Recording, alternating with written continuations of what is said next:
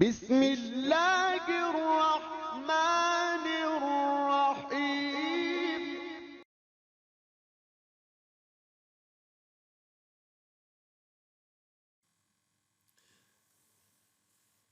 په ننني درس کې موږ د پلان جوړولو میتودونه مطالعه کوو.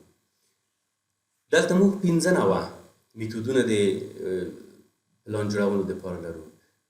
یو نوع میتود دوی چې په نامه د ګانت باندې یادېږي. ګانت مخکې یو شخص و چې هغوی یوه کمپنۍ د کښتۍ یې درلودله او د ځان دپاره یې یو پلان د کاري جوړاوه او د مغه پلان د کاري د په نامه باندې یاد شوه.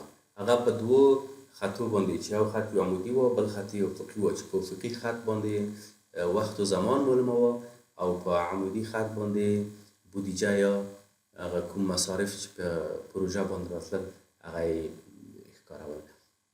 خو موږ نه غواړو چې په دې باندې ډېر بحث وکړو ځکه دا ډېر وختګیره دی چې په ټولو بخشو باندې بحث وکړو. موږ راځو بل بخش دی چې هغه CPM په نامه باندې یادېږي یا کریټیکل پات میتود. کریټیکل پات میتود چې موږ اصلا چې په پروژه هم جوړوو او په عملا هم کار کوو د کریټیکل پات میتود په شکل باندې کار کوو. کریټیکل پات هغه اوږده ترین مسیر ته ویل کېږي که چیرته په یوه فعالیت د دو مسیر کې تغییرات واقع شي په حقیقت کې دغه تغییر په ټوله پروژه باندې تاثیرات خپله اچوي او هغه فعالیتونه چې په دغه مسیر کې واقع دي او ته په نامه د کریټیکل اکټیویټیز یا بحراني فعالیتونه ویل کېږي. بل نوع د پلان هغه په نامه د PERT باندې یادېږي چې پروجیکټ ایوالویشن اند ریویو تکنیک دی. دا هم یو نوع پلانګذاري ده چې په دغه باندې موږ کار نه کړو، موږ هدف فقط په CPM کې دی.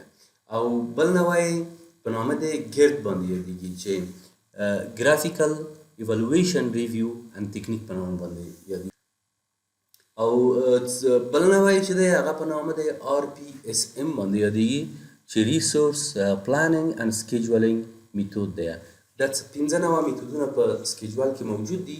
په میتود چې موږ کار کوو هغه کریټیکل پات میتود دی چې په راتلونکو درسو کې به په هغو باندې هم په خیر سره کار وکړو.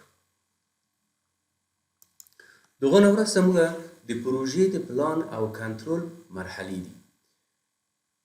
د پروژې د پلان او کنټرول 8 مرحلې دي. اوله مرحله د پروژې د تحلیل مرحله ده. په دې مرحله کې د پروژې اهداف او شرطونو بیا کتنه او د فعالیتونو د لیست چمتو کول دي ترڅو د فعالیتونو ترمنځ اړیکې بررسي او د پروژې شبکه چمتو شي. دوهمه مرحله چې ده د مودې، لګښت او اجرایوي سرچینو اټکل دی. په دې مرحله کې د فعالیتونو لپاره اړین د عملیاتو او سرچینو مقدار اټکل کول او د غیر مستقیمو لګښتونو او د اجرا کولو د مودې تخمین او د پروژې تفصیلي بودیجې چمتو کول شامل دي. دریمه مرحله چې ده د پروژې مهالویش یعنې زمانبندي ده. په دې مرحله کې د پروژې د شبکې مهالویش، د پروژې د مشخصاتو د جدول چمتو کول، د هوا د نامناسب شرایط ارزول او د نورو احتمالي مسایلو او ستونزو بررسي کول شامل دي. څلورمه مرحله چې ده د سرچینو پلانول، د اړیکو د وخت او د لګښت پیژندنه ده. په دې مرحله کې د لګښت، وخت او د پروژې نیټې ترمنځ اړیکې بررسي کولو لپاره د سرچینې پلانول او اختصاص شامل دی. پنځمه مرحله چې ده د نهایي پلان تیارول او د پروژې پلي کول دي. په دې مرحله کې د پروژې د پیل لپاره اجازه لیک ورکول دي، د پروژې وروستي او اجرایوي پلان چمتو کول دي او د پروژې د پلي کولو لپاره د سرچینو چمتو کول شامل دي. شپږمه مرحله د پروژې پلي کول دي. په دې مرحله کې د پروژې لارښود او اجرا کول شامل دي. او اومه مرحله د پروژې ارزونه او څارنه ده. په دې مرحله کې د فعالیتونو د پرمختګ ارزونه، د اجرایوي لګښتونو ارزونه، د پایلو وړاندوینه سره د پروژې د ترسره کېدو په وخت کې پرتله کول او مدیریتي راپورونو چمتو کول شامل دي. د 8مه مرحله چې د مدیریت پریکړې دي. په دې مرحله کې د مدیریت د وړاندیزونو او پریکړو ارزونه او په مناسب ډول ځواب ویل شامل دي. دغه نه وروسته موږ غواړو چې صرف دغه سافټویر په چاپریال باندې وایو. کله چې موږ پرایمویرا انسټال کړله او بیا مې هغه خلاصه کړله، په هغو ځای کې بعضې شیان دي د صفحه د پرایمویرا کې چې په هغو باندې موږ ځان بلد کړو. اول خو په دغه قسمت کې چې د کرسر ښوري دا د امکاناتو د لیست پټه ده چې دو ته مینیو بار په انګلیش کې ویل کېږي، او په دغو کې د مینیوګانې دي په دغو ځای کې موجودې دي، او د هرې مینیو په خلاصولو سره مختلف کارونه دي چې سرته رسي. د هغه نه راکښته په دغه ځای کې په نامه د اکټیویټیز دلته یو څه لیکل شوي دي چې دو ته نویګیشن بار ویل کېږي. نویګیشن بار کې اوس دلته فعالیتونه دي که چېرته موږ بیا کولی شو چې دلته اکټیویټیز کې لیکل شوي دي او دا بیا موږ تغییر ورکولی شو چې په راتلونکي درسونو کې به عملا دا وګورو چې څه تغییرات کې راځي. د هغو نه راکارته په دو قسمت کې دو ته په نامه د ټولبار ویل کېږي، او په دې ټولبار کې د چې موږ دلته د توکو پټه په نام باندې یادېږي په پښتو کې، دا دي چې دا هم هر یو خپل کار سرته رسوي چې موږ تاسو بیا عملا په دو باندې کار کوو. د هغو نه وروسته په دو ځای کې د پروژې جدول دی.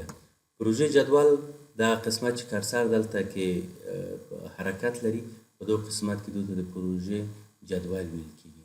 په دو کې د فعالیتونو مشخصات دلته لیکل کېږي، فعالیتونو تاریخ د شروع، تاریخ د ختم یې لیکل کېږي، د هغو قیمت لیکل کېږي، د هغو منابع دلته ښودل کېږي، د هغو کلیزې په دو ځای کې ښودل کېږي.